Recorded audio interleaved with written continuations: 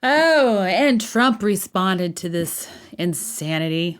I'm honestly looking to see what is his demeanor in all this. I'm expecting like pure anger. That would be an understandable emotion. Definitely don't want to see any defeat or exhaustion, but we shall see. Well, that was encouraging. You don't really see him as he walks through the crowd. He's saying hi to everyone. But he gets up on stage and you see that personality of lighthearted comedy coming out. It's like, yep, he's strong. He's strong. Now let's look at the tidbits on his thought processes on this whole indictment mess.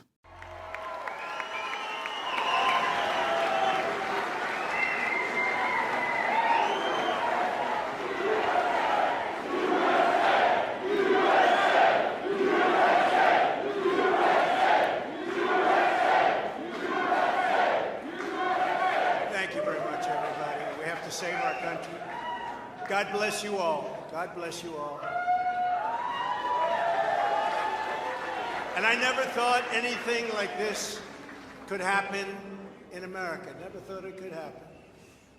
The only crime that I have committed is to fearlessly defend our nation from those who seek to destroy it.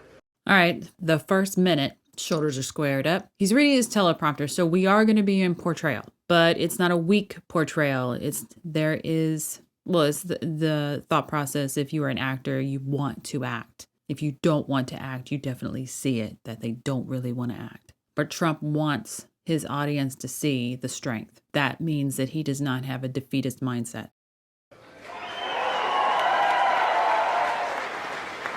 From the beginning, the Democrats spied on my campaign. Remember that? They attacked me with an onslaught of fraudulent investigations. Russia, Russia, Russia. Ukraine, Ukraine, Ukraine. Impeachment hoax number 1. Impeachment hoax number 2. The illegal and unconstitutional raid on Mar-a-Lago, right here. The lying to the FISA courts, the FBI and DOJ relentlessly pursuing Republicans, the unconstitutional changes to election laws by not getting approvals from state legislators, the millions of votes illegally stuffed into ballot boxes and all caught on government cameras. And just recently, the FBI and DOJ in collusion with Twitter and Facebook in order not to say anything bad about the Hunter Biden laptop from hell, which exposes the Biden family as criminals and which, according to the pollsters, would have made a 17-point difference in the election result. And we needed a lot less than that, like about 16.9. It would have been in our favor, not my favor, our favor, because our country is going to hell. And we remember the 51 intelligence agents who said Hunter Biden's laptop was Russian disinformation. It didn't exist. It was Russian disinformation. Remember that? And that was all confirmed strongly by the FBI when they all knew that it wasn't Russian disinformation. And so much more. Our elections were like those of a third world country. And now this massive election interference at a scale never seen before in our country, beginning with the radical left, George Soros-backed prosecutor Alvin Bragg of New York, who campaigned on the fact that he would get President Trump. I'm going to get him. I'm going to get him. This is a guy campaigning. He wanted to get President Trump at any cost, and this before he knew anything about me, didn't know a thing about me. He was campaigning. As it turns out, virtually everybody that has looked at this case, including rhinos and even hardcore Democrats, say there is no crime and that it should never have been brought. Never have been brought. Everybody. Even people that aren't big fans have said it. They said this is not the right thing to do. It's an insult to our country, as the world is already laughing at us for so many other reasons, like our open borders, our incompetent withdrawal from Afghanistan, where we left behind American citizens, $85 billion worth of the best military equipment in the world, lost 13 magnificent young lives, and far too many to mention that are so badly hurt with the loss of arms and legs and facial obliteration. The most embarrassing time in our country's history, in my opinion. Then our give up on energy independence and even energy dominant. We're going to be dominant within 6 months, more than any other nation ×2. We had this all just 3 years ago. Our raging crime statistics, if you look in Democrat-run cities, numbers the likes of which we have never seen before.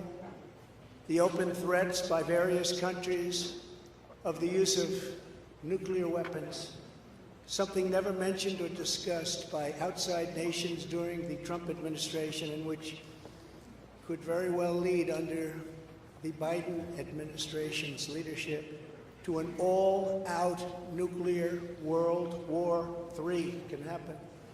We're not very far away from it, believe it or not.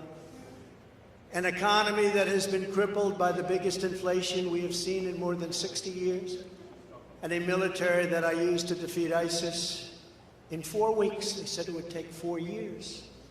4 weeks. To kill al-Baghdadi and Soleimani, that has now gone woke at the top levels by trying to indoctrinate everyone down to the lowest ranking patriot. But now they have really stepped up their efforts by indicting the 45th President of the United States, who received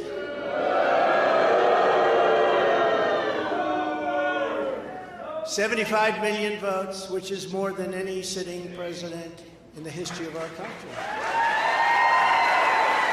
So he finishes up that statement, and he's obviously portraying as he goes through, but he tends to put his little 2 cents in, either via body language or his comedy. And as you see, he slows down, he stops, does that movement with his head, tightness in the mouth. He's angry, and I don't blame him. You also see with that tightness that he is digging in. You know there's a fight coming. You don't relax if the fight is going to be hard. The only time you kind of relax is, the puppy's coming after you. You don't really have to fight that much. You just push it off. But you know it's going to be a big fight. You're probably going to win. You harden up. We have this Jack Smith lunatic threatening people every single day through his representatives. They're threatening jail terms. But talk about Trump and you'll go free. This is where we are as a nation. Who would have thought? They can't beat us at the ballot box, so they try and beat us through the law. That's the country in which we live, however, right now. The USA is a mess. Our economy is crashing. Inflation is out of control. Russia has joined with China. Can you believe that? Saudi Arabia has joined with Iran. China, Russia, Iran, and North Korea have formed together as a menacing and destructive coalition. Would have never happened if I were your president. Would never have happened. Nor would Russia attacking Ukraine have happened. All of those lives would be saved. All of those beautiful cities would be standing. Our currency is crashing and will soon no longer be the world standard, which will be our greatest defeat, frankly, in 200 years. There will be no defeat like that. That will take us away from being even a great power. If you took the 5 worst presidents in the history of the United States and added them up, they would not have done near the destruction to our country as Joe Biden and the Biden administration have done.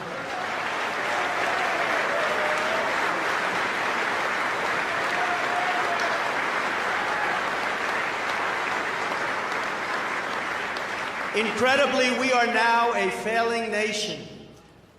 We are a nation in decline. And now these radical left lunatics want to interfere with our elections by using law enforcement.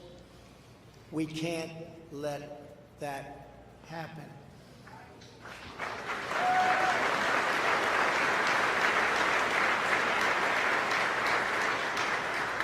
With all of this being said, and with a very dark cloud over our beloved country, I have no doubt, nevertheless, that we will make America great again. Thank you very much. God bless you, and God bless America. Thank you very much, everybody. All right, so you didn't watch the whole thing. I would suggest that you do. But for me, he wraps it up with "Make America Great Again" and goes back into, he's read you his points. When Trump reads you something that he's put together, it's because it's important. And then he wraps it up, "We're going to make America great again." Very strong on it, very good eye contact, and finishes up in strength. Oh, he's just getting started, people. But it doesn't mean that this bear can't bite off some legs. If you like it, please share and subscribe. Thanks for watching.